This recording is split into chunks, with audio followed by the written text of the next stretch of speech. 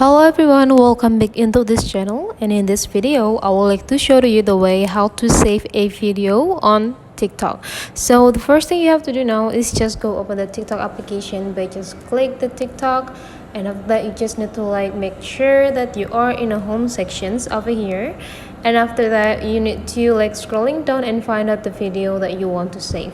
And after you find the video that you want to save, so for example for me I already got mine, so I would like to save this video. And the things that we need to do now is just go click this ribbon symbols on the right corner, on the right side. So you just need to go click it until the color is changed from gray to yellow.